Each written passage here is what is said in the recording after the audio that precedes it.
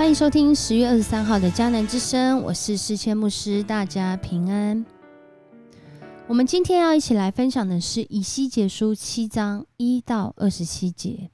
以西结书7章1到27节，在今天的经文当中说到上帝同在的方式，可能跟我们平常感受到或常在讲的有一些不一样。有时候上帝的同在是让我们在病痛中感受到安慰、医治、平安，在患难中觉得有一股无形的力量，感觉被支持、支撑。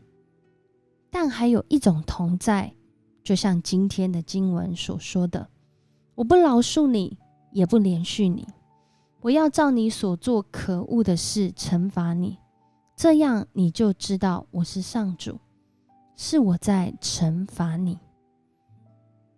上帝的同在有时候是在我们做错事，或者是我们没有做该做的事的时候。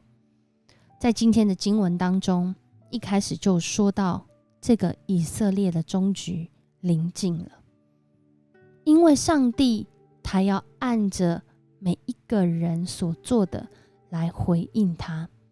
这也是旧约在讲审判的时候他所表达的意思。若是我们按着所做的是良善，上帝就用良善来回应我们；若是我们做的是罪恶，上帝也按着我们的罪恶来回应我们。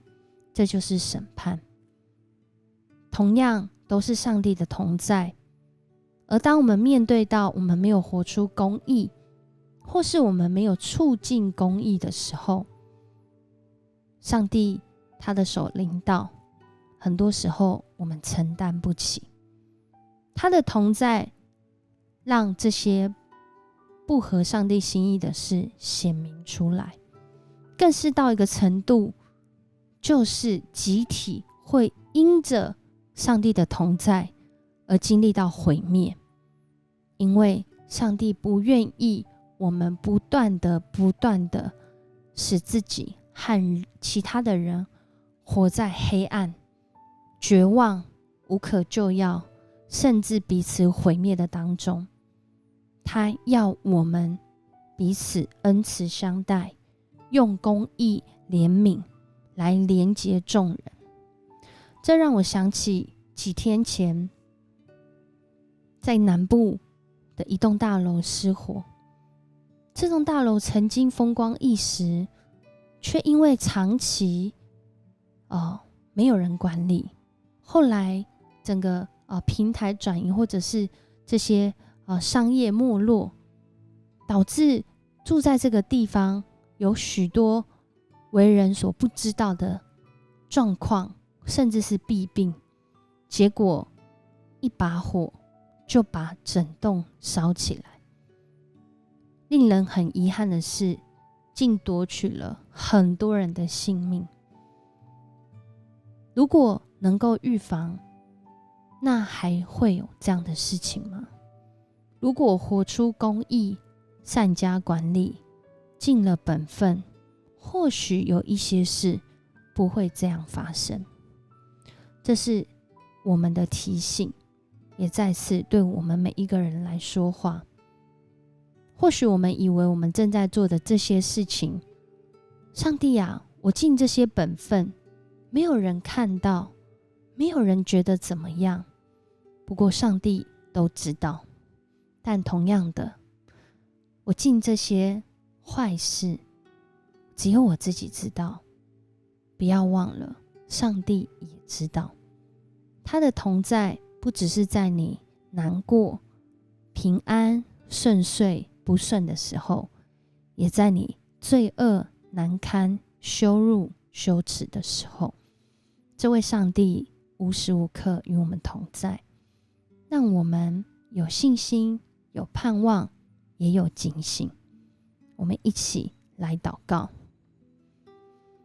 爱我们的上帝，我们感谢赞美你，谢谢你让我们知道你的同在不只是在那个我们感受良好，或者是我们辛苦耕耘，有怜悯有公义的时候。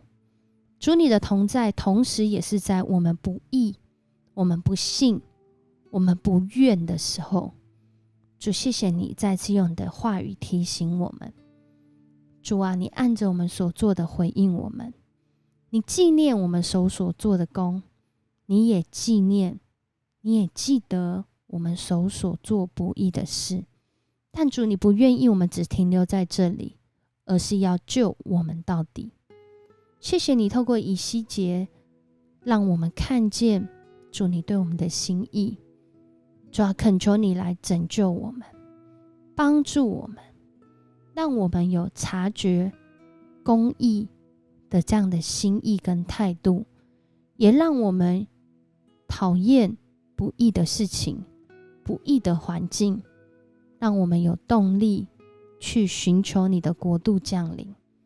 谢谢你与我们同在，祷告奉主耶稣的名求，阿们。谢谢你收听今天的迦南之声，我是世谦牧师。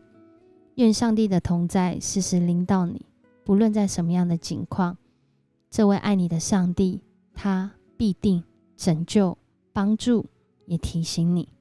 我们明天见。